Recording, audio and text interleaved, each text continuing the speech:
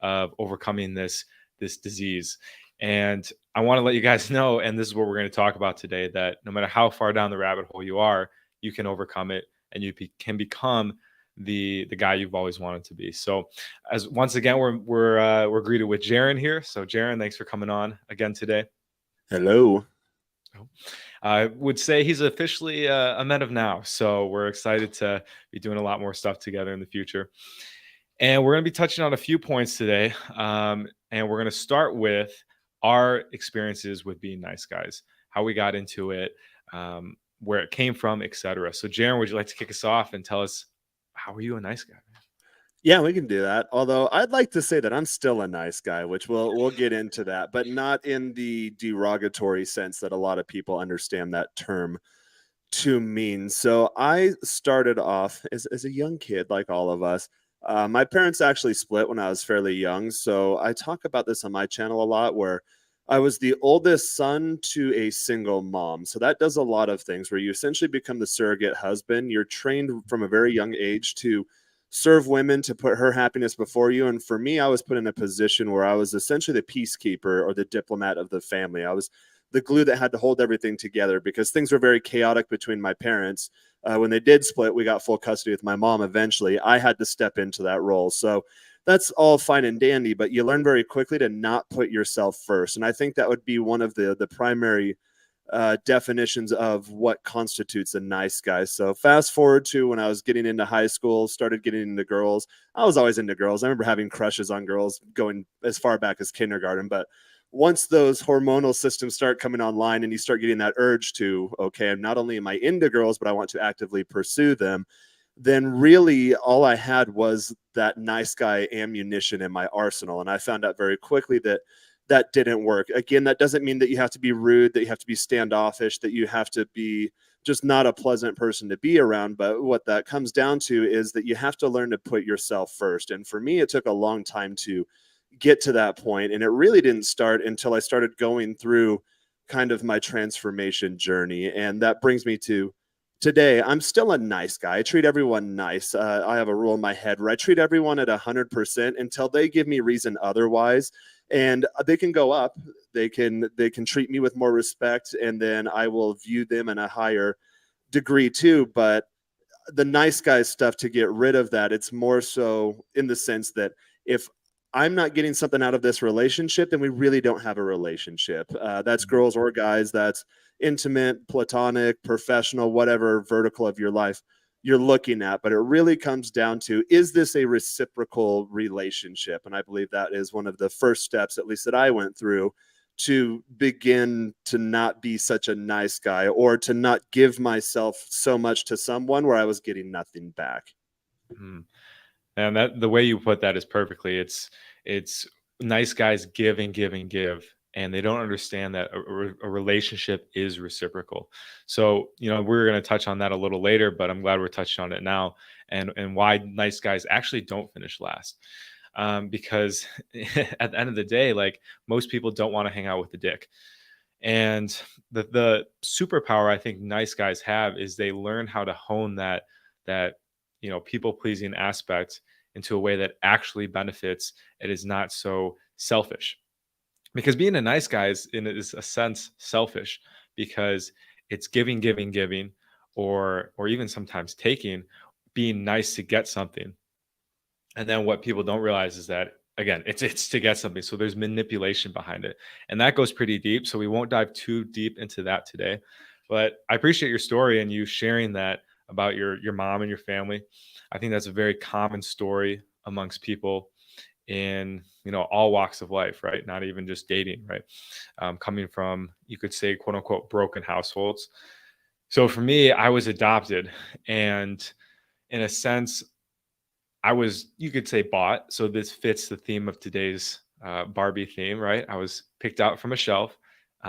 Obviously, I'm being dramatic here, but it's essentially what happened. They went to Korea, they bought me, and then they brought me back to the U.S. So to them, I was their big purchase. I was their new car. I was their fancy object that they could show to their family to say they made it.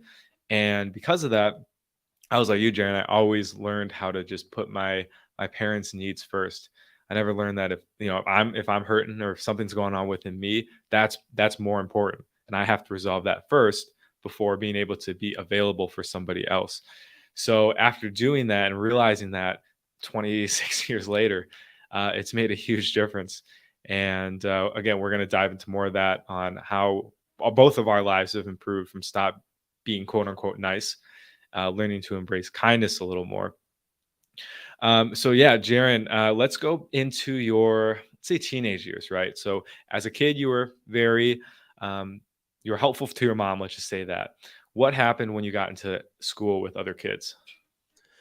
So in school, I never really quite felt like I fed in or fit in. And it's weird because when I look back, or even when I go back to my hometown, I was just there a week ago, and I run into people I grew up with. They always had the attitude of, "Hey, you were really fun and you're really cool and we really liked you." But for whatever reason in my head, I felt like I never fit in.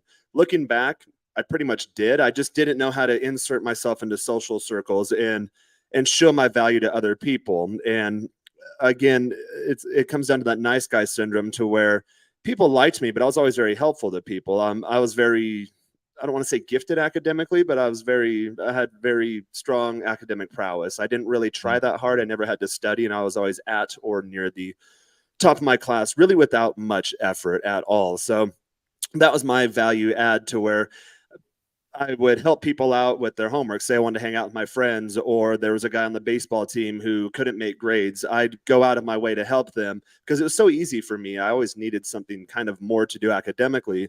So I'd help other people out. And then I realized that I was always the guy in the class that everyone would copy off of. When it came to girls, always the attractive girls, I would just do their homework for them.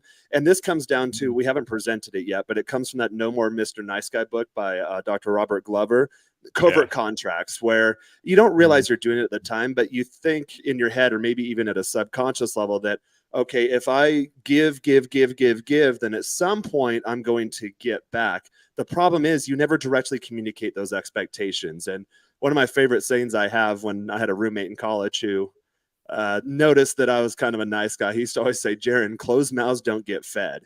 You have to verbally and concretely put out your expectations if you want anything in life in general. And again, that goes outside of the dating thing. So I believe in my teenage years, I did engage in a lot of those covert contracts. I was the guy who would be allowed, or would allow myself to be put in the friend zone.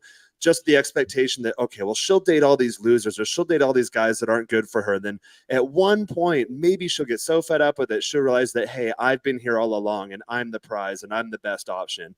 And we all know that that does not work. That ends up disastrously. In fact, I use my cell phone as my webcam, but I was looking to an American girl I've been seeing the last couple of days. She's coming through town.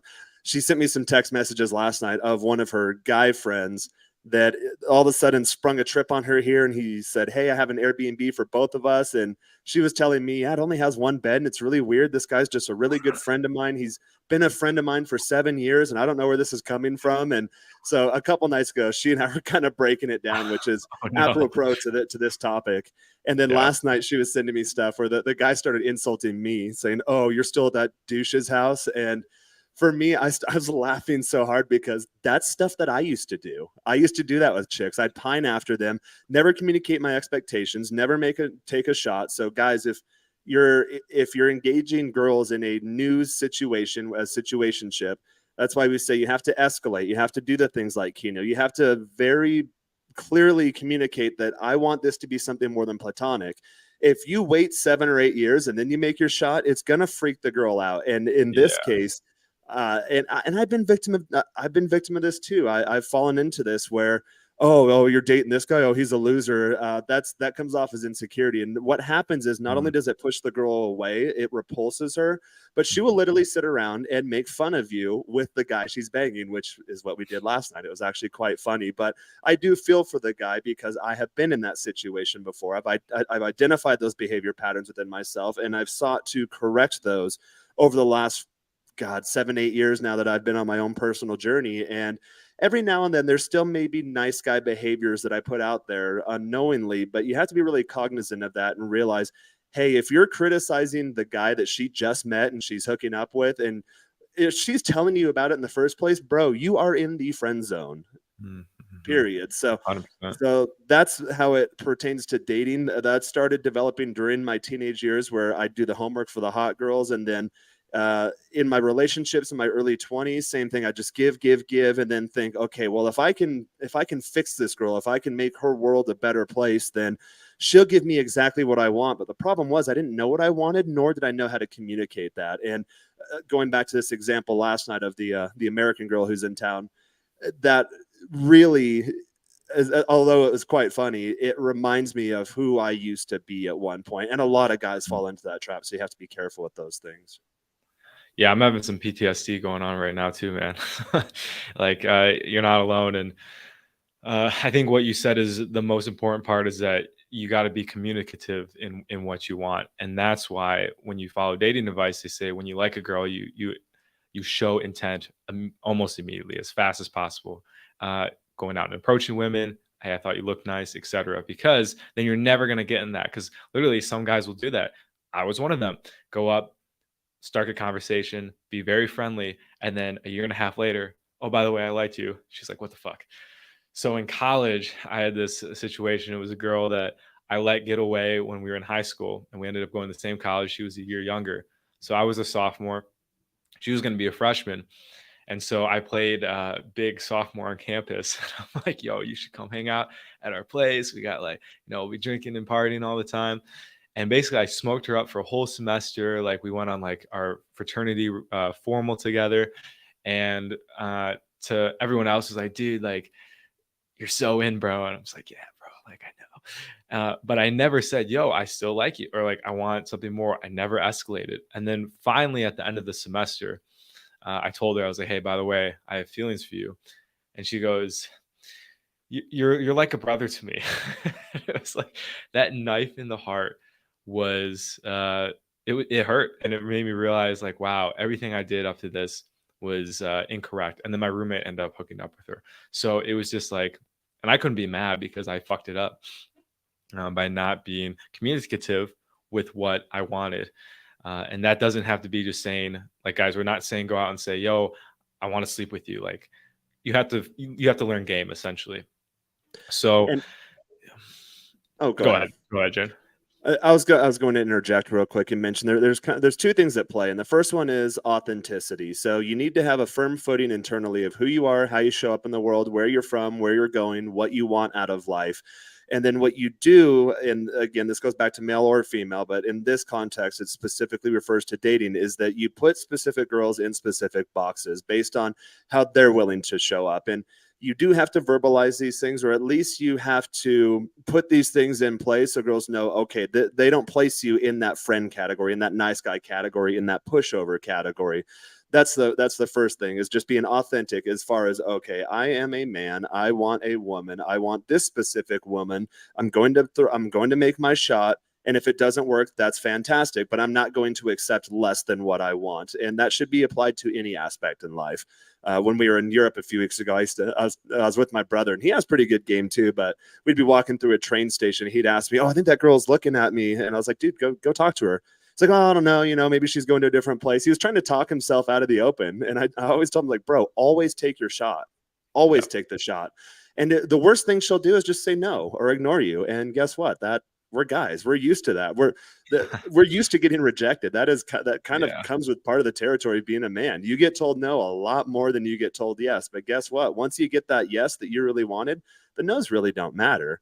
And the Hmm. second thing that it comes down to is continuity. So Joel, you mentioned that you need to make it clear from a communicative standpoint exactly what it is you want. And guys that have followed my channel for a while, when I do the online dating type things, I put my offer in the profile of Tinder. Fun fit guy looking for a cool chick for 420 snacks and snuggles. That changes sometimes based on where I'm at, what market I'm in, but when I match someone and I open them, they know exactly where this is going. And then I do the straight line conversation technique, where there's any sort I do things like I try to gauge her interests. I try to figure out logistically when she's free, but any deviation from that conversation goes back to that straight line in terms of, this is what we're doing our first interaction, the 420 snacks and snuggles. And really half the time the girls don't even want to smoke. But that puts them in that box of, okay, I'm chill. For me, the big thing is that I don't want party girls or girls that drink or that are really annoying, because that's just not who I am. That goes back to being having continuity with who you are and that authenticity Yeah. aspect. And then the other one is I want to gauge how interested she is. So if she's interested in just getting in an Uber and coming right over, that's fantastic. That shows a high level of attraction. And then I found in my overall dating journey or conversion process that I get a lot more better. I get better treatment over the long term if I establish what it is I am looking for and the exact type of girl I am looking to do that with from the Mm, very get-go. And that's good for them too, because it allows them to filter themselves out if they're not interested in what I have to offer and who I am. Obviously there's a lot more to me than that, but that's that first interaction. So I do that as a filtering technique, so I don't go back and forth texting, being pen pals online and trying to consistently set a meetup and it just never happens, because that's just a glorious waste of time and that's not in alignment with who I am personally. So those two mm. things I think you need to keep in mind in terms of you need to have continuity with, Yeah. or you need to have authenticity. So know who you are, where you're going, what you want, and then continuity. You need to have that shine through across all of your interactions, so there's no confusion there. And I think that helps quite a bit in eliminating these nice guy type scenarios.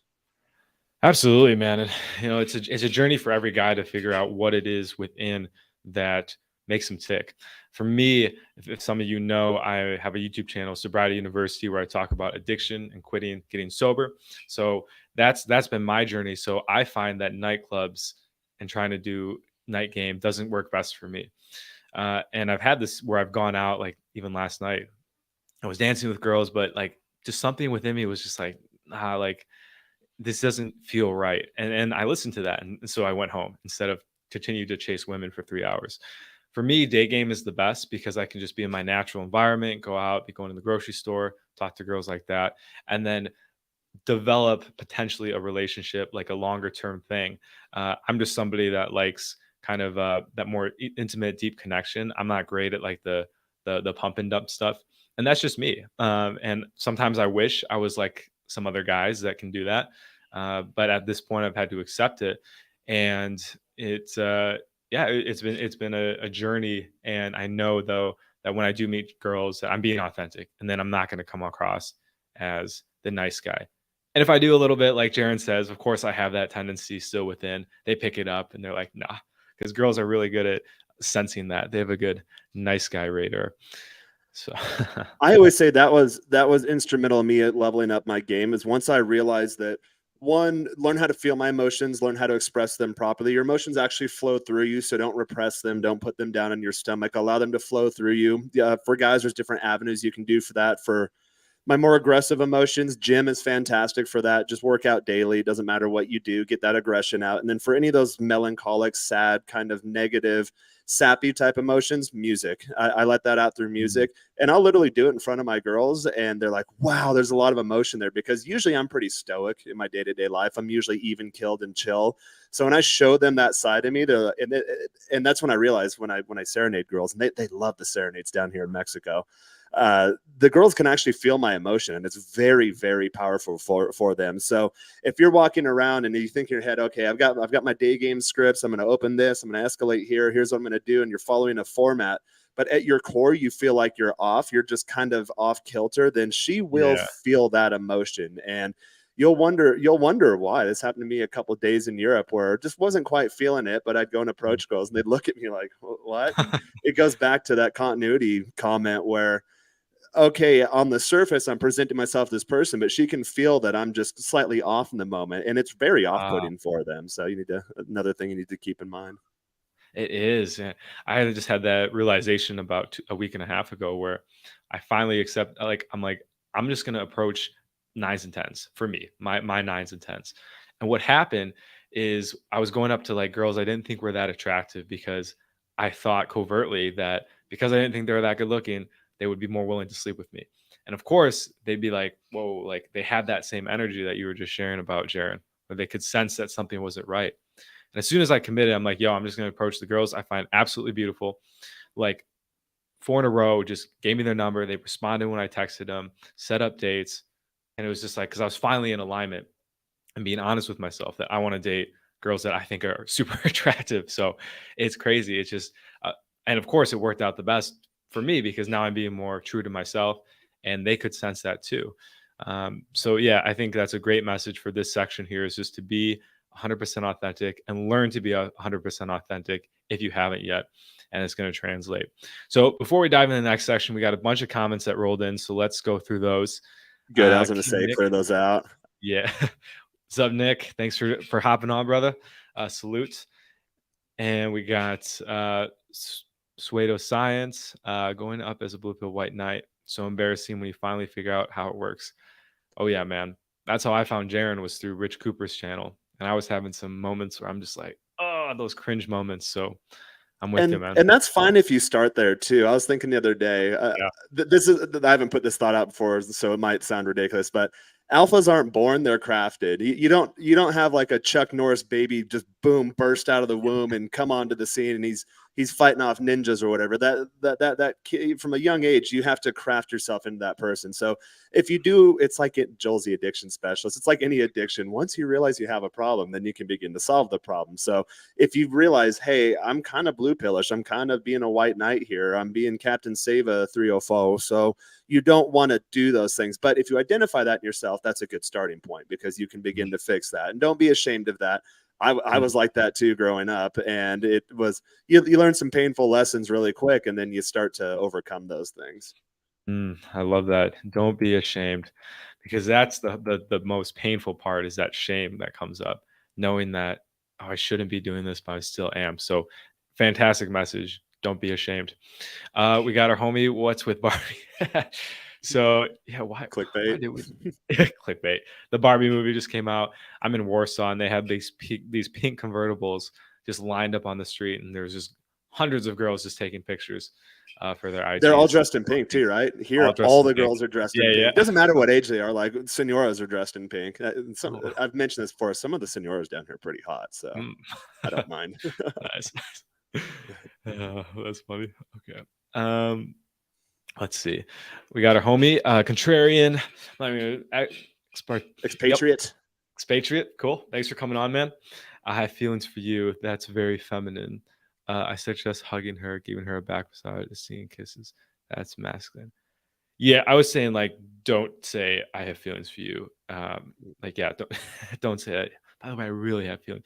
What I did was very feminine, incredibly feminine. It was so blue pill, beta, however you want to put it.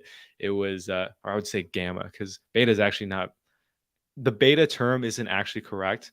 Beta is just like a support to an alpha, but it's like gamma or like omega. That's like the one that I think people talk about in the space. So anyway, we can have a talk about that someday. But yes, very omega for sure. I'm going to add an aside on that. So the I have feelings for you. Yeah, it depends on how you say it. So if like, hey, I really like you and I really have feelings for you and I could see us going somewhere, don't do that. That's usually something she should bring up, especially if you're in the initial dating stages. It usually takes a few months for her to get to that point. At first, her feelings for you are really unclear. You want to keep her in that area. And then once that mystique, that suspicion, that kind of what are we type sentiment grows within her, then ultimately that'll bubble over and she'll bring that up. But the only time I do say stuff like that is I notice I got to a point in my game where girls will be really, really attracted to me and they get nervous around me. Or Joel, we mentioned recently, I had a girl kind of kick off that we had really good chemistry. And for me, it kind of mentally messed me up because I'm like, I did everything right. I executed this game flawlessly. What the hell happened? And you realize that girls, that even if she views you as her alpha, they will still leave those guys. And that's because in this particular case, the girl I was talking about this summer, she was really insecure. And she made that very clear to me from the get-go. We'd go out in public. She wouldn't get a lot of attention, female waitresses, bar staff. And I'm usually pretty flirty with girls in general, even if I'm not attracted to them. That's just something I do. Just always make women feel good emotions in real time. Doesn't matter who she is. And then that just naturally becomes you. But she would get really, really insecure about that. So with girls like that, and this thought went to my head, when she flaked off a few months ago, in terms of, okay, well, did I screw up in confessing my emotions? But usually with girls that indicate they're really super insecure, they don't know they can hold on to you, or even this American girl I've been hanging out with the last couple of days, she's told me multiple times, she's like, I don't know why I'm really nervous around you. And I normally don't date guys like you, but I really like you. And she, and that's good. Her feelings are kind of all over the place inside of her. So it means you're on the forefront of her mind, or you occupy real estate in her thought space. But with those kinds of girls, I usually let them know, like, hey, you're okay. I like you. You're doing a good job. I like where we're at. I like where we're going. So that's more of the comfort building side, the reassurance side. So you can get away with saying that, but you have to make sure that if it's the reassurance she needs, if Mm. she's kind of whatever about you, and you sit down like, hey, I just want to let you know that I really, really, really like you, then you shouldn't be surprised when she starts responding to text slower, when she starts flaking on dates, and then when she gradually creates more and more distance. Yeah, for sure. Yeah, it's all about calibration. So thank you for clarifying that. Mhm. Uh, I think we got a couple more here, and then we'll move on back to our homie Suedo. You can tell if she thinks you are eight or better, and if she does not, then she will just give it till Chad comes along. Yeah, this is something I've been learning on the journey. Like, you can tell when a girl has that burning desire for you, and when it hits, when it strikes, you'll know. And it's just like you can never unsee it. So now for me, I know when a girl is kind of like, like maybe like Jaron was talking about how you put a green check mark if they're great, a yellow little sign if they're like, and Mhm. I can sense like I might be getting the yellow in her phone, Mhm. and then it's just like, all right, I'm gonna back off and go find someone that has that burning desire, because it's so much better than having to work for attention and all that stuff. It's just exhausting. So And that can yeah, always change too. The girl with the yellow caution sign in the phone. She can. Those are the girls I always say, let me know when you're free in the moment, and if I'm free too, we can hang out. So that still means that she saw you maybe not as her best at some point, but girls change all the damn time. And guess what? As guys, we that's true. change too. That's We've true. we've talked about I've talked about multiple times on my channel about the alpha or the retro alpha widowing, where okay, maybe a girl I dated 10 years ago, she didn't think I was S, and then she flaked off to another guy, and then a decade later she follows me on social and she's like, wow, he's really done something with himself, or oh, I don't even Mm, recognize this guy. At the time, a decade ago, she didn't think I was worth too much, and then now we hang out, we hook up, and then I just let her go on her merry little way, and she can't stop thinking about me. She doesn't even remember the previous engagements we had 10 years ago. And this goes to relationships in general, guys, that that you can't bank on relationship equity. It's that last moment in time that she has a memory of you to mm, what really counts. You could have been the wow. best guy in Yeah. the world, given her a house, given her her dream life, and then you screw up month over month to where she gradually pulls away, and then you meet her distance with more distance. You start putting yourself together, you increase your value, and then all of a sudden she sees you in a new light. Well, emotionally, she doesn't really care about that little lapse in time where maybe you're off your game a bit. It's really just about how Mhm. they feel in the moment, and then that stems from the last communication, or this is a sales term, touch point that she had with you. Okay, that's very cool. Yeah, that's great to know that if you are being a nice guy, you can recover from that within the same relationship. So, yeah, super powerful, especially if you messed up and you're just like, dude, it's over. I fucked up.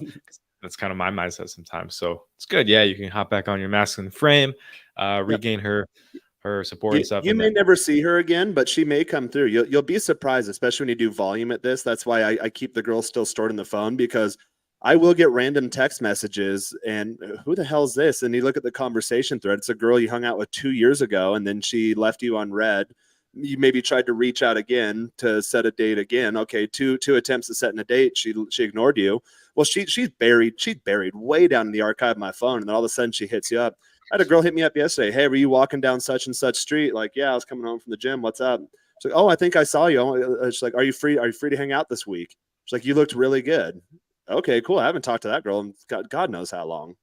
But that stuff does happen. So that's why I do like categorizing them in the phone, so they come up and you're like, oh yeah, this girl and I were pretty cool. She just didn't want to hang out again. And then obviously don't come into it like, yeah, here's my chance, I'm going to make her my girlfriend. Just kind of, hey, see what happens. She might show sure. up as a different person. People change. You do too. So that's kind of why it comes down to, I don't like burning bridges either. I think Mm, that interjects bad juju or bad mojo into the game, and that will come back to bite you in the ass. So, in the Oh, term or the sense of being a nice guy, that doesn't mean, okay, I'm being a nice guy. I need to be an asshole, arrogant, douchebag dick and just completely disregard or abuse or be just not a good person to these chicks. It's you can still be nice to them, but don't fall into the habit of giving them everything they want with you getting nothing in return. Really, when you turn that lens around, you look at yourself that, okay, I am the prize.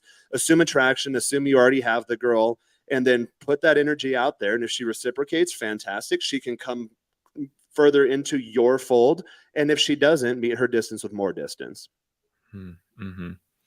I think you can incorporate that to relationships with guys too in business.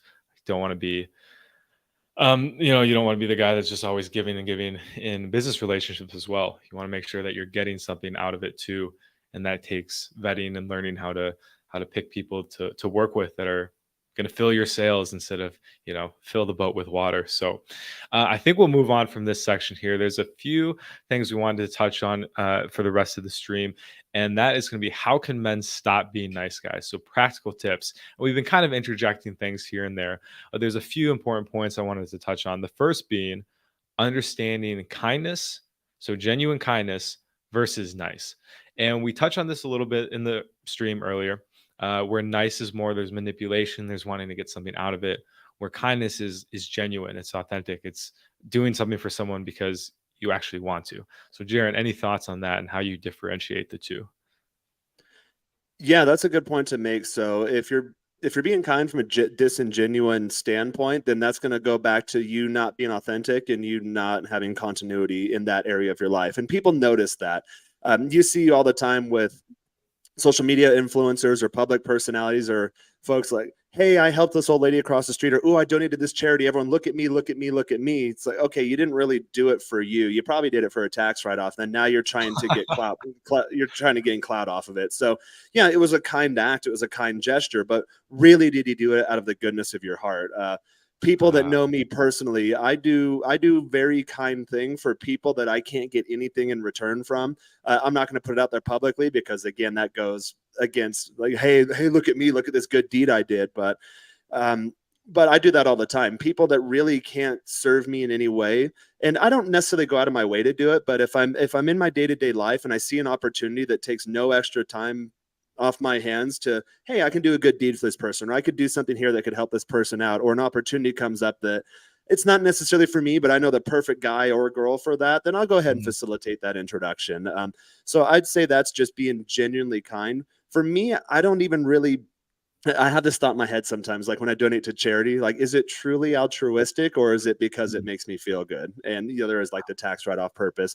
Same thing. If someone hits me up, hey man, I'm trying to get a business off the ground. I'm looking for someone who could do this. Would you be willing to get on board? And yeah, it's not really my wheelhouse, or it's not really something I'm interested in this time. But I just talked to a guy the other day, and I think you and he might do really well at this. I can facilitate a warm introduction if you'd like me to do that.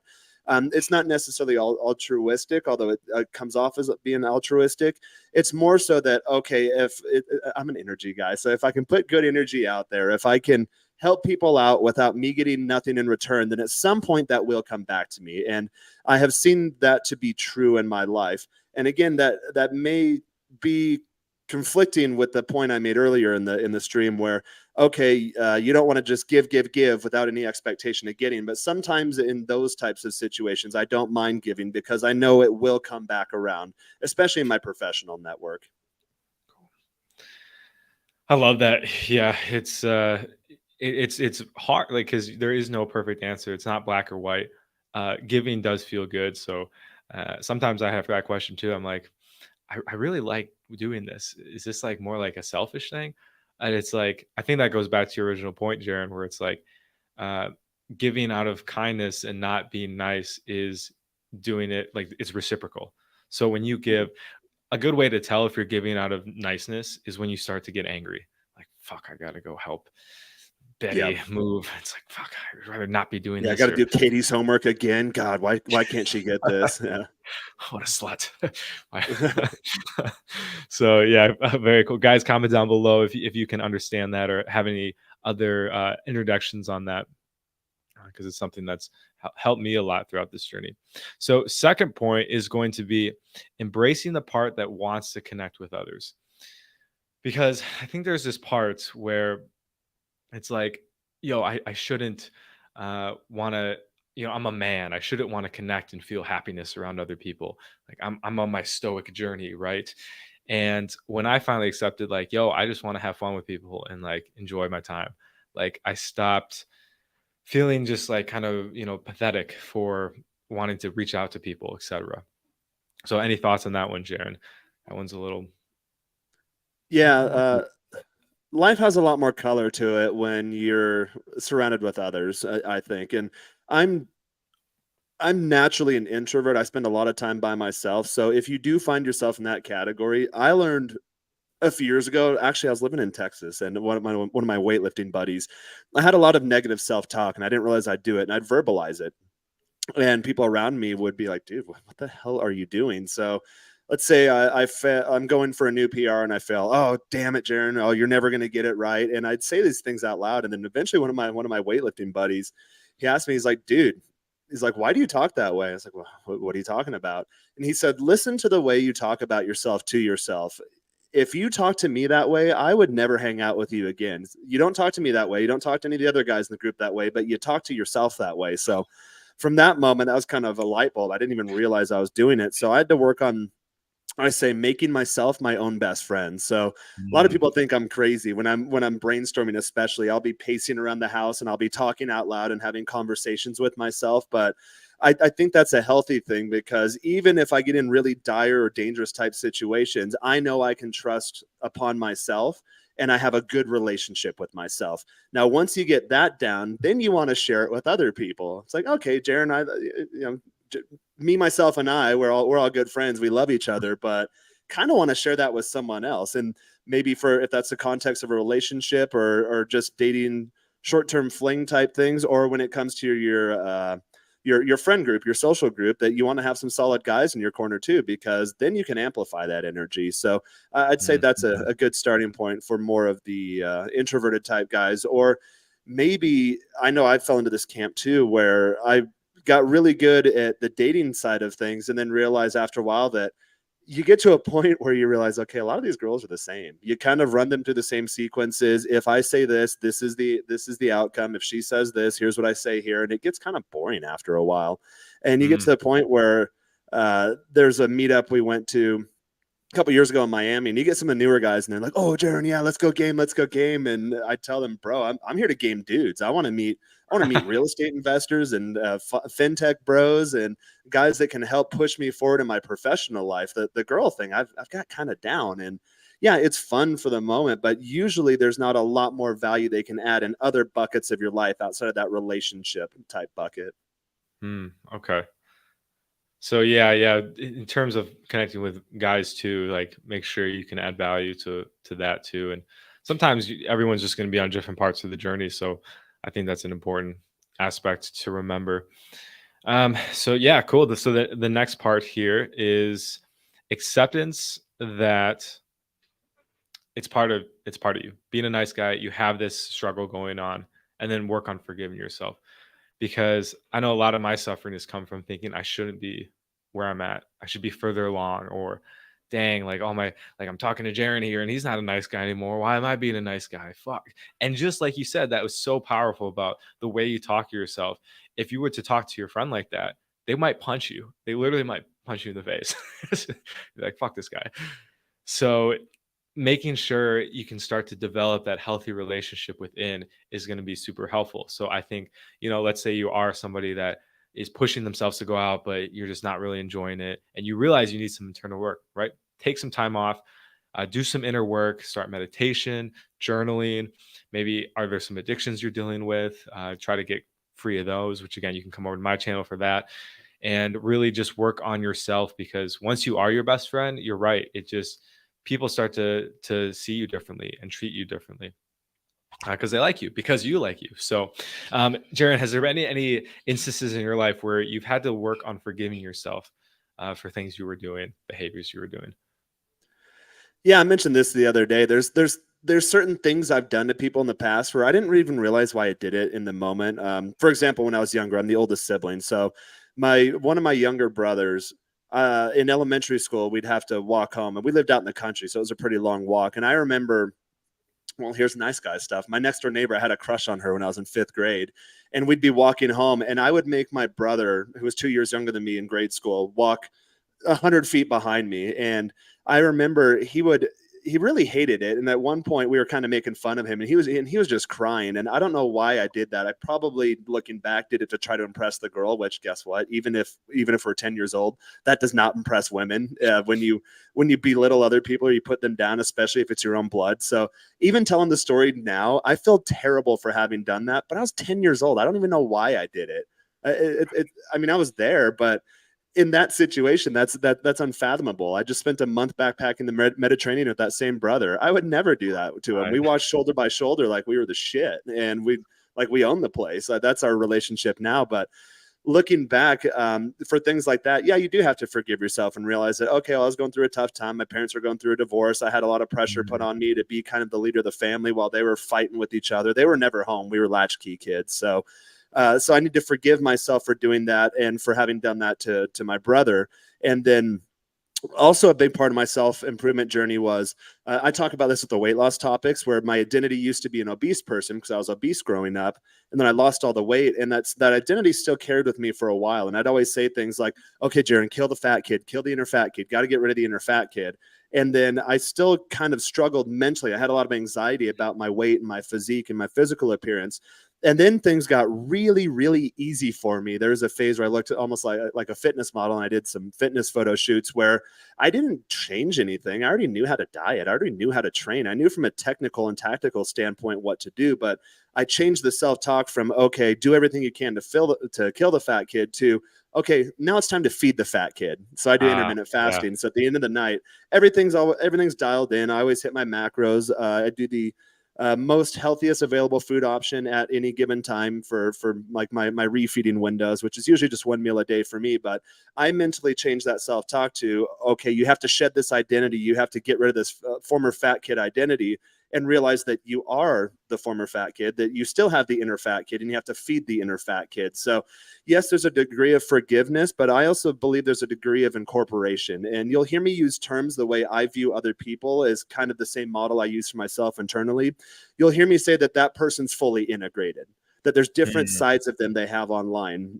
This girl I was with last night noticed that too. She said, when you play guitar versus when you're in public versus when you're talking to me versus when you're on the phone talking business versus when you're by yourself or you're alone in your own headspace and I just happen to be along for the ride. She said, you are a completely different person. She's like, do you have multiple personalities? And I said, no, I have a personality, but there's multiple dynamics to your personality. You can step into different roles. When I play guitar in my room, I did that when I was 15 years old. That was my escape. I still use that as an escape, but now I'm starting to put myself out there more. But I've incorporated that 15-year-old version of myself. With the fitness thing, that was me in high school looking at some of the jacked guys or the cool guys, like, wow, what would it be like to be that guy? Well, I'm 36 now, and I am that guy. I'm that guy. I'm going to a pool party here soon. When I take my shirt off and walk through there, every single person in that place will be like, whoa, oh my God.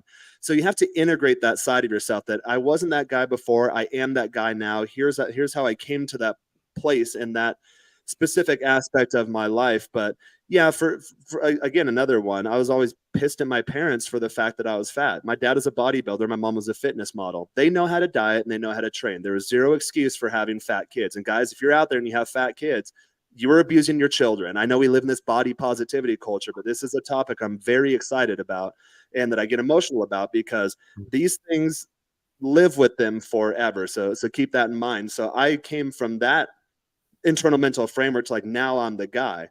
Well, yeah, I've forgiven myself for allowing myself to get to that point, but was it really my fault, or does it even matter? Or is that a part of who I am? And I can incorporate that into my identity and take those experiences and use that to help other people that might be at a very, very initial or starting step in their journey. Right. Yes. I mean, you've been helping me, my friend. So it just comes full circle, and you're able to get out there. I love those stories. That's super powerful. Feed the fat kid. That's beautiful. Like, I got a little touched up there because I'm like, I thought about my own, I would say, needy kid in me. There's because I was adopted, I have like a lot of trauma abandonment wounds, so I tend to latch on to people really intensely, and so that part of me still lives in, even though I'm working really hard to separate from it. Um, but it's not about separating from it. It's about integrating it and saying, "Yo, I love you, brother. Like, I got you. You don't have to feel this way anymore."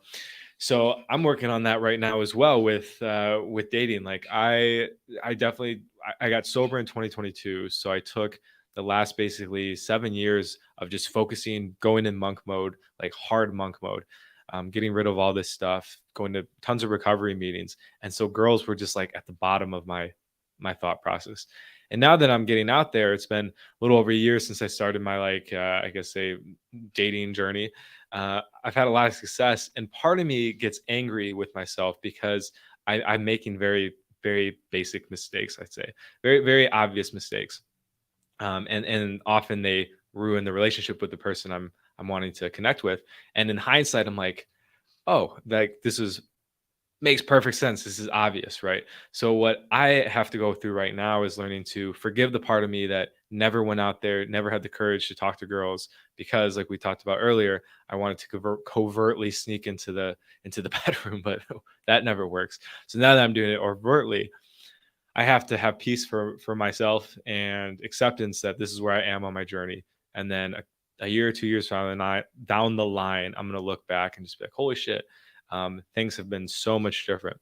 So for me, my feeding that inner, I guess, beta is having a day where I just like watch Marvel or Star Wars, kind of nerding out, right? Where I don't have to be cool or like be attractive to girls.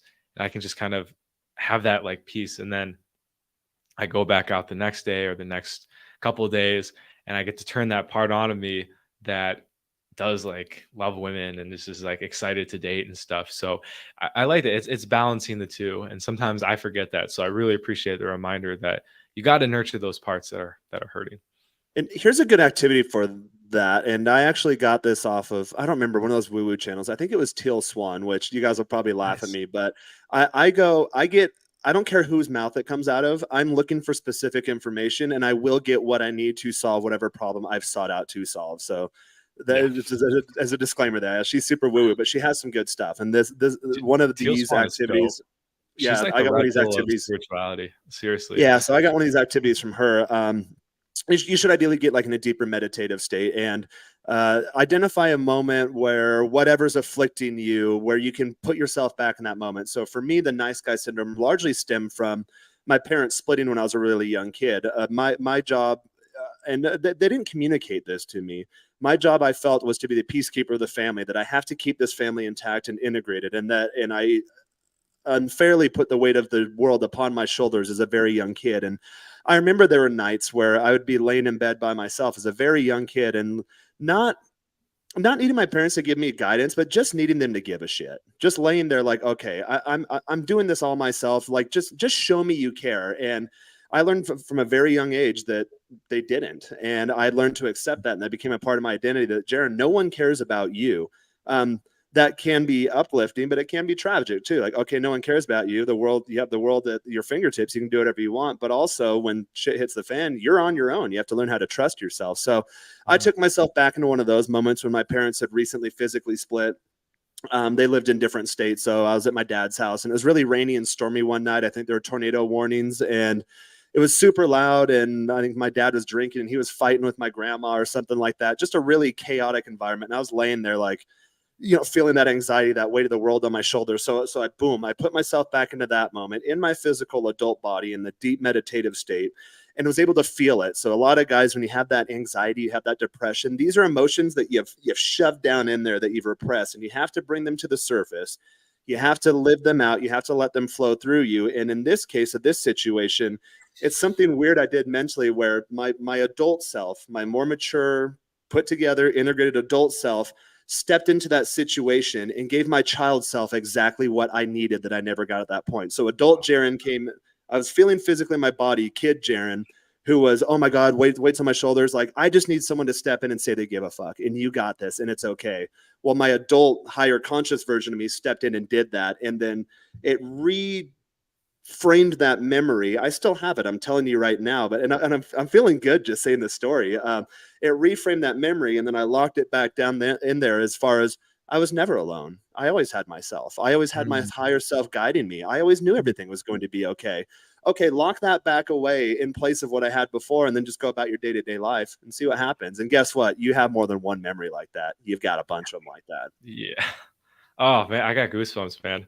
Like seriously, like oh, that felt so good. It's a cool activity. Yeah, I don't know where I got it on Teal Swan's channel, and I do that all the time. And even now, when weird emotions come up, I'm like, oh, damn it, Jaron, I thought we took care of this, and then you realize, well, all right, let's dive on into the Yep. subconscious and see where this comes from, and then let it live out in real time. Healthful, channel the emotion in a healthy way, and then reframe or repackage that memory, and then lock it back in there from a new adult, mature, higher consciousness perspective. And then it really does wonders in just kind of helping you. You know, those days where you just feel kind of off. You're like, Yeah. why? Like, diet's on check. I slept really well. Everything's going good. Money's good. Dating life's good. I've got my bros. Why do I feel off? Well, that's something just ding, ding, ding, ding, ding. I call it a check engine light that you need to Mm. look into. And to bring it full circle, that goes back to the nice guy thing where you need to be in congruence, you need to be integrated, and you need to dial into your core authenticity with yourself. And if something is off, people can feel that. That's okay. You can forgive yourself, but learn how to reframe that internally too, so you don't end up hating yourself at the end of the day. Right, right. So what you described, Jaron, is it's called IFS, so internal family therapy systems. So what you're doing for yourself is actually a form of like really advanced therapy. So first off, that's awesome. There's a book that I'm reading right now. It's called No More Mr. No, not No More Mr. X Guy. It's called No Bad Parts, and it's by Richard C. Schwartz, and it's about exactly what Jaron just described. What you just described is you when an uncomfortable emotion comes up, you dive back into the memory and you ask it. You literally talk to it, have a conversation, like, "Yo, what's going on? Like, what happened to make you are experiencing this, right?" And what a lot of people find is they have this, they call it an inner critical parent, where it's just that voice that just bashes you. We all have one. Came from, it's usually, if you when you once you dissect it enough, it's the exact voice of your parents.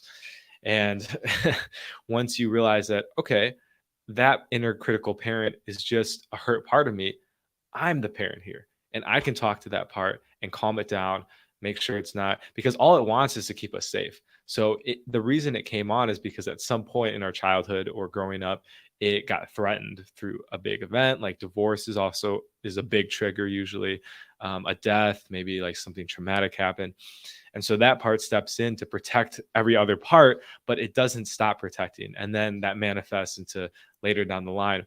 Guys, I know this is this is really might sound a little woo woo, but this is the stuff that I get super passionate about as well, because it once you do that exact exercise that Jaron was just talking about, the freedom is amazing and you see instant results. So last week, I went out with a friend, we were doing we were wingmanning each other, and I've been so like, I don't know, like I felt so guilty for approaching girls I thought were just beautiful, because back when I was 12 in middle school, I wasn't athletic. I was, but I didn't know it yet. I didn't have good fashion, so none of the girls would look at me. And I was so jealous of all the guys that got the attention from the girls. They would, and it's just like the pain was just agonizing. So what happened is that I did everything I could to get in with the in crowd. So I got good at sports. I changed my fashion. I started a band with with the popular kids. We ended up becoming best friends. And I went from like, I guess I would say very like dork to jock in the matter of about a year. But what I did was I shamed the part of me that was a nerd. I made fun of it. I said, "Oh, that remember when I was a nerd and no one liked me?" And because of that, now that I'm older and that I have a little more compassion and I'm not like in that douche mode where it's like, "Yo, you don't give a shit anymore about being cool once you get to a certain stage of maturity." That inner part is still hurting and it still feels shame. And so I had to address that in this last week. And it was really powerful. I went to the park. where there was like no people. And I'm in a big city. I'm in Warsaw, so I found the secluded area. I just literally sat in the grass, like pretzel style, Indian style. And I just like sat with it and just like breathed for like breathe.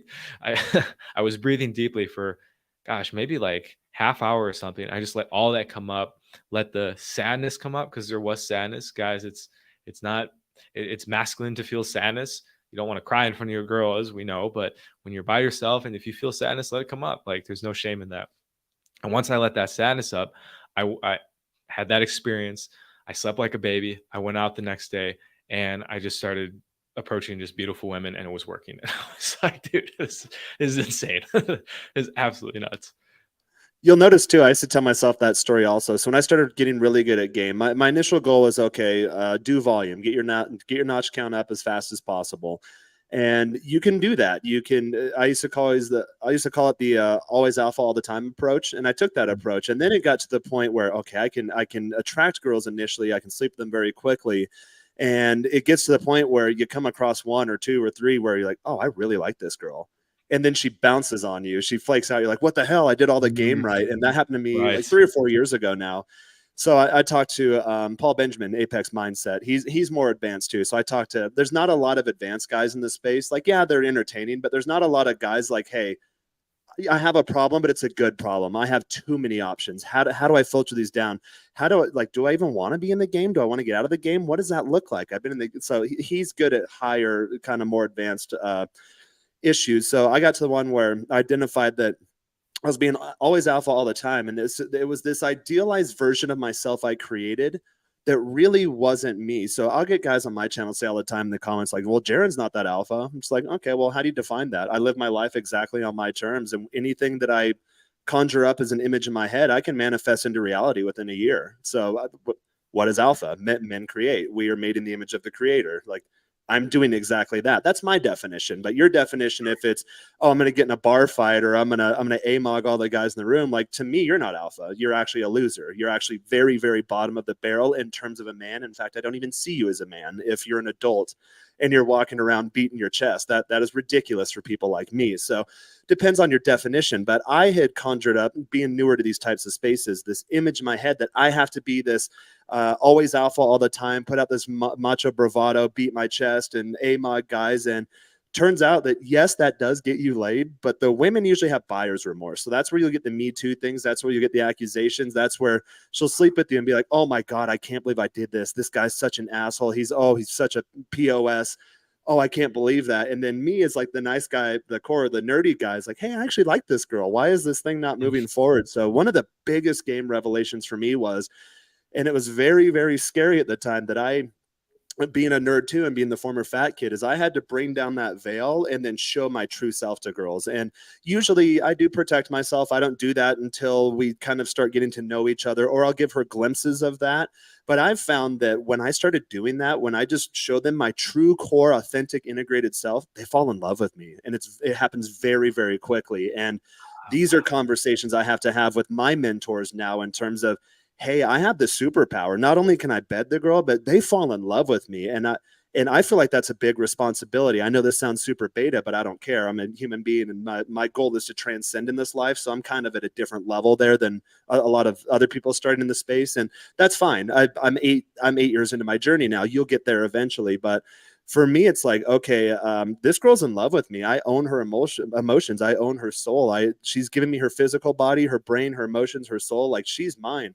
This is a lot of responsibility. I can't be out there just breaking these girls and then leaving them shattered in pieces for other guys to try to put back together, because most other guys don't know how to do that. So that's a big responsibility. But I found that when I was able to drop that veil, that facade I created for myself, and just let my true self out there to these women in real time, it's very powerful, to the point where I've had to start bringing it back a bit, because I'm like, okay, I don't want to I don't want to do this. I don't want to be that type of guy.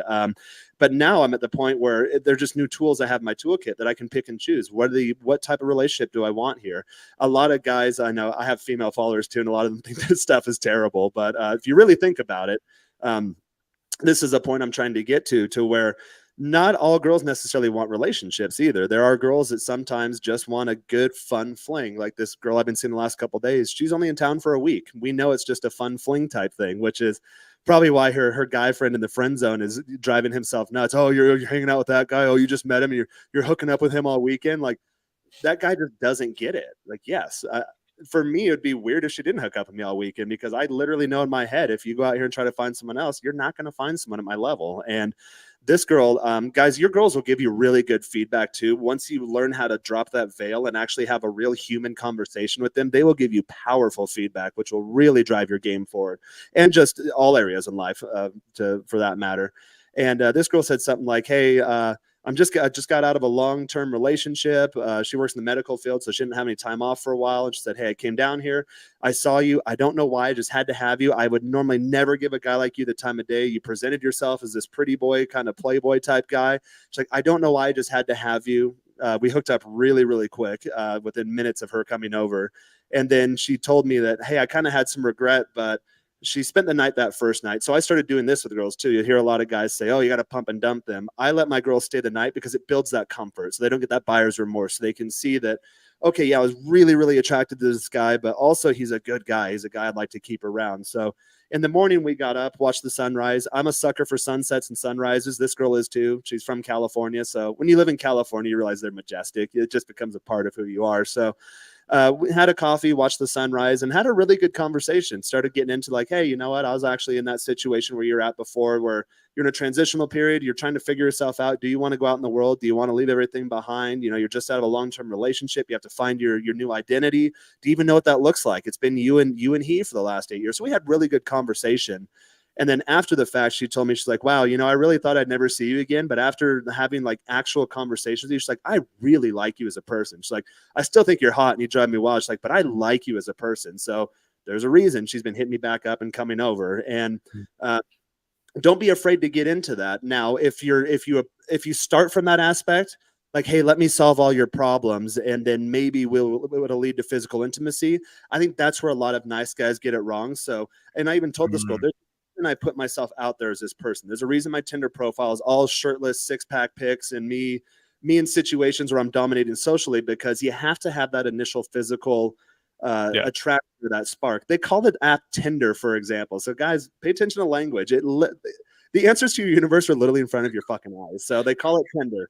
There's a spark, and then you have to get that spark to Tinder to blossom into something else, and then you have this nice big reaction, or this explosive type energy. So that's the way I look at it. And this girl told me that, hey, like, yeah, like, you got me with the physical attractiveness, like you blew my mind in bed, but then when I got to know you, I really, really liked you. Whereas the guy in the screenshots, like, oh, you're going to that douchebag's house, he approached it the other way, inverse operation. So you can still do that. You can still be nice. You can still be authentic. You can let down the veil and show yourself to girls, but make sure that you do it at the right time. And that just takes some calibration, experience. Definitely. I love that story, Jared. And I love that message you just said, that, yeah, it's okay to be authentic and be yourself. Let the veil down, let the alpha go. I am not quite calibrated there yet. What I do is I start out alpha, and then I let myself go, and then they, become more attracted, but then I bring the alpha back because I get afraid. I'm like, oh, I've shown them too much of me. Now I have to be macho again. And they're just like, what the fuck? Like, he was just this like fun guy to hang out with, and all of a sudden he's Mr. Hard again. And that's my struggle. So I have to work on, just like, once I let the veil down, just be okay with it being down and just being myself. So I think I love that message, man. Think of it too. Remember the old cartoons where I can't name one off the top of my head, but like 80s, 90s cartoons, or even probably newer ones still do this, where you have the superhero, you have the protagonist, like, okay, now we have to go out and fight this bad guy. So they step into a new uniform and zip it up, and now they have these powers. And then they step out of the uniform and they're themselves. Like Clark Kent's a good one too, although he only has one uniform he steps into. And then he's just kind of your average guy, just kind of blending into the background, and then boom, when time calls, boom, steps into another uniform. I've noticed that with myself or my personality, that I let my girls see me step in and out of different roles. So at the house, we could be laying on the couch and vegging out and, like, having little tickle fights and kind of flirting back and forth. Or if she gets up, like, I'll chase her around the house, like really cutesy stuff. I call it letting the inner children come out to play. Guess what? Girls love that shit. So I'll let our inner children play, and then someone knocks at the door and it's something serious like, hey, we need to come down and talk about this. I immediately in real time, boom, like step into that role. Like, all right, I'm gonna get this shit handled. Like, hey, I'm gonna go take care of this real quick. Wait for me here. I'll be back in 5 minutes.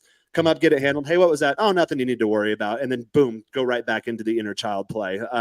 To be able to do that, I think requires I don't want to say higher, but a different degree of self mastery, to where I think that's a very powerful, attractive indicator for women also. Yeah, definitely.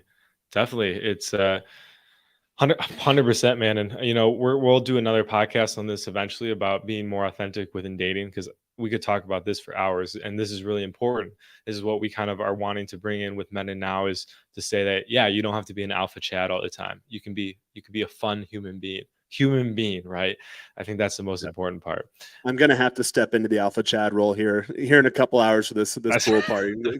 Go to the gym, get mentally prepared, get fired up, because that is the perspective or persona people or perception people have of me. And it works because I'm able to get in front of their faces. That's the opener.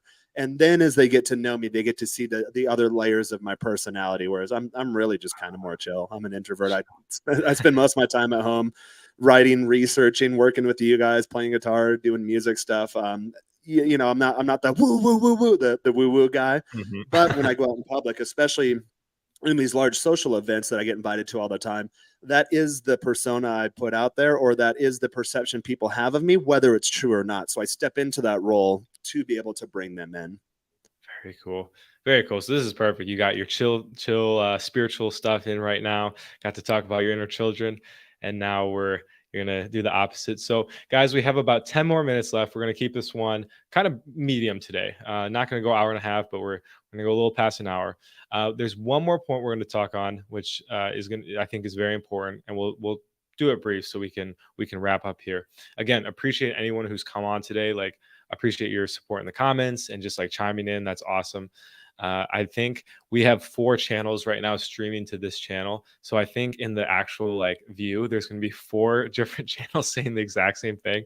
Feed the fat kid, feed the fat kid, feed the cat kid from Men and Now Husband. Anyway, that's a little side note there. So the last part about how you can stop being the nice guy is connect with men who aren't nice guys anymore. And why this is because you become like the people you surround yourself with. If you've ever heard that saying, a little more woo woo, but it's really true. When you hang out with people that smoke weed and play video games all day, well, naturally, you're just going to be like, well, I want to fit in. We're human beings. We want to fit in. I might as well smoke weed and play video games, or else this is going to be pretty boring to hang out with them all the time. Same with guys that are on a higher level. You're like, well, fuck, I don't want to be left behind. So I'm going to level up. And now, not all guys that are past the nice guy stage are going to want to hang out with other guys who are in that stage. It's just like we've gotten through it. It's like, okay, I kind of want to hang out with people that I resonate with more now. But what you can do is find YouTube channels. I found Rich Cooper. He was my not nice guy. He was my not nice guy, and taught me a lot about how to be more masculine. And I never had to have a single word with him. He didn't know I existed until I met Jaron. So Jaron was one of those guys too. He was a guy that I found that was further along in his journey, and I really resonated and vibed with what you said, what you talked about. I liked your energy. I knew you weren't just like all about being alpha, so that's what really drew me to you, to your content. And I was like, yeah, I'm gonna spend some time with this guy and see how just see what happens. And I've learned so much. So Jaron, what can you relate with on connecting with guys who are maybe further along than you in your journey? Yeah, definitely do that. That's one thing that if I could go back in time, I would have made that more of a priority in my life. I came out of college, got really focused on rising through the ranks in the corporate world, realized kind of when the COVID thing happened, doesn't really matter. At the end of the day, you don't really have anyone that has your back. Got really good at the dating stuff, the physique type stuff, and then realized that, okay, it's still me, myself, and I at the end of the day. And I think it maybe comes back to growing up in the environment I did. I grew up in the 1990s in the U.S. on the West Coast, so it was still like, it's not as bad as it is now, but it was still pretty liberal back then, to where they're already starting to sprinkle in these ideologies from a young age that men really don't have much value. All of your female educators, that you have to trust women, that you have to get more into a feminine type frame, that if you want to get ahead in life. But I realized, about the COVID time, I was like, you know what? Like, I have acquaintances, I have colleagues, but really, if I cut out, I got really into fitness about that time too. I've always been into fitness, but I was competing and doing like photo shoots around that time. And I got to the point where I'm like, okay, well, these colleagues, because I stopped drinking, I stopped going out, I stopped partying, and I realized, well, these are just kind of bar buddies. They're not really my friends. So I had to figure out how to make that happen, and it's hard. Like, it's actually harder as a guy to meet other solid dudes than it is to go and open a girl on the street and then bang her that same day. It's 10 times harder. So figured out, okay, I need to get guy friends. I need to have a tribe. I need to have a group of guys that are like-minded. We're all vastly different. So again, that Yeah. alpha beta term, I don't really like that, but it comes down to, okay, are you living your life in accordance to your true and higher self? That's kind of how I define alpha. Or I always Mm. joke along to guys that get laid versus guys who don't, and not even get laid, guys who F versus guys who don't. And there's an energy versus, like, you can be an F boy where like girls think you're hot or whatever, but if you're the guy that like the bucks them, that's a different energy. So that's how I view guys, not the alpha beta thing. But it came down to the point, like, okay, well, I'm making this a priority in my life to really just become a better person in general. I kind of want a group of guys in my ring, in my corner, that embody that same general mission, however that looks to them. It's different for everyone. And I realized, well, the internet is a powerful place to do that. So I had followed a bunch of content creators at the time, got into Rich Cooper's top 1% group. I didn't really do much in that group for the first year and a half or so, because I felt like I couldn't add any value. It's like, oh, these guys are so negative self-talk. These guys are so much more advanced than me. They're so much better than me. Do I really even belong here? And then guys would start asking questions that were really basic things for me, in terms of, hey, I'm 50 pounds overweight. What do I do, this diet or that diet? It's like, oh, there's a lot more nuance than just that. You're on the right track, but you're not asking the right questions. There's some more depth that needs to be unveiled for you. Or the dating type questions, really basic type questions that, okay, well, so I started adding value in terms of doing really comprehensive breakdowns to these questions that some of like the top guys in that 1% group were asking. And very quickly, almost within months, got to the point where I was one of the top contributors. And then Rich brought me onto his Unplugged Alpha show. I still go on there. I was on there yesterday. Whenever he does car rallies and whatnot, but whenever he has a free Saturday morning, I'm invited on there, and I'm just a recurring member on that panel. So through that group, I've met all sorts of guys that have helped me out with things like, hey, I need to find a full-time job, but I have this channel and I'm worried I may have been blacklisted from my industry.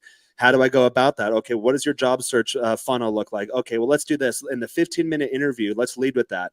I live in Mexico. If that's a problem with accounting, let me know now so we don't waste each other's time. And I have this YouTube channel.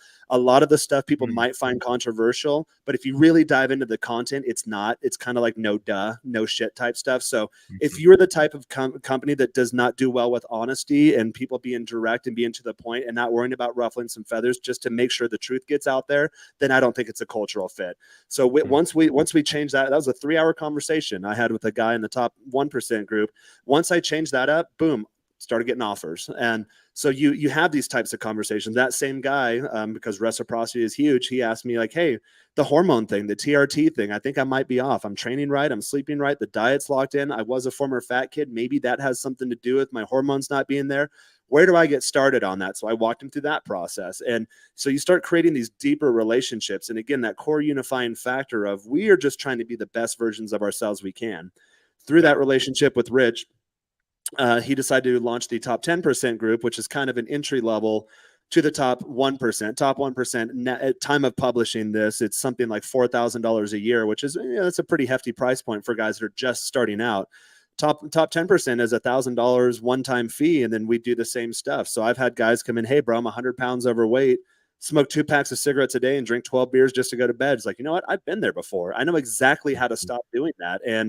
And you may see these guys on the street now and be like, oh, that guy's not much, but he's 60 pounds down. He's not drinking anymore. He's not smoking cigarettes anymore. He is well into his journey, and he doesn't even realize he's just getting started. he's in the negative. He's just getting back to zero. Once you get to zero is where the fun starts. Now you get to craft yourself into the human and the man you're meant to be. So we did. So that opportunity came up in the top 10% group. I've made a ton of friends in the top 10% group. Joel, I know you're in there, and really now all of my guy friends, they're guys that are trying to level up, and it doesn't matter what level they're at. There's guys that are way ahead of me in certain verticals of their life, and that very same guy can't even get his wife to touch him at home, but he's a king of his industry in his respective industry. So there's guys at all different areas and different levels of their lives, but it really comes down to that, just that core desire. It's like, I just want to be the best version of myself I can. And I found that it's sad to say, we live in a digital world now, and the internet is a fantastic facilitator for that. And then in regards, guys, if you're watching, don't know where to get started, hit me up Instagram at Men Shrine, and we can talk about getting you into the group, or I can point you in any other directions. But don't underestimate the power of creating male relationships, because now I have a Rolodex of guys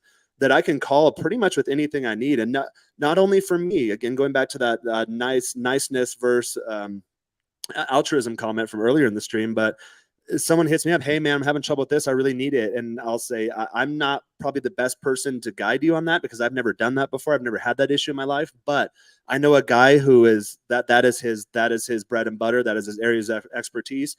I will put you in touch with them. So within my network, I'm solidifying those connections, even if it's not a direct connection back to me per se. And don't underestimate that, because now the world's just a little easier. Like it's a rough world out there. It's just a little easier to manage when you have people that are in your corner and rooting you on, and that can open doors for you and point out your blind spots so you don't go down a rocky road. It really, really takes things to the next level. So don't overlook that. Absolutely, and it'll take the pressure off you too. Like there'll be there's so many things I've done that weren't the wisest choice, and as soon as I run it by somebody, they help me see, wow, there's like a way to do it that's way better, way effective, and I make that adjustment, and it makes that huge difference. Vice versa too, like you said, you get to actually start adding value to others too, and that feels really good. It's kind of like you become in reciprocity with the universe. It's like, okay, universe, you're connecting me with all these people that are helping me out. In turn, I'm going to do the same. And then it just kind of keeps feeding on itself. So I like what you said too, that like, some things you're not going to be able to help people with. I'm not going to be able to help people on how to bang Latinas in Mexico City. I can't help you learn how to quit I weed. So can't. and Jaron can, right? So comes to me asking for that. But yeah, if someone came to Jaron saying, hey, I'm trying to well, actually, you do have some good wisdom on getting clean from stuff. But if someone is really in the shit of it, you might say, "Hey, go over to Joel; he'll help you out." So it becomes just this amazing network of people, and it's so exciting to watch people that are maybe at the beginning stages start to reach those next levels. Like right before I came here to Warsaw, I did like some free dating coaching for a couple of guys I was playing hoops with.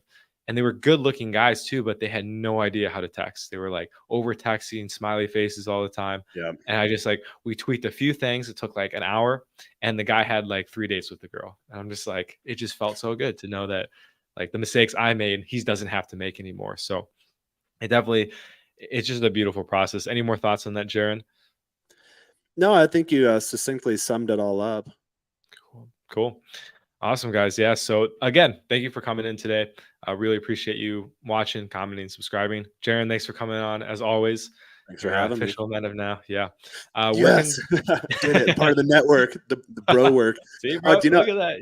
Additional comment. This is completely off the cuff, but I was with this California girl the other day, and so Californians talk a certain way, like, "Ah, oh, bro, dude." Like, I'm not that bad, but we were talking about something, and then I had to go get something downstairs because they couldn't bring it up to me, like a package or something.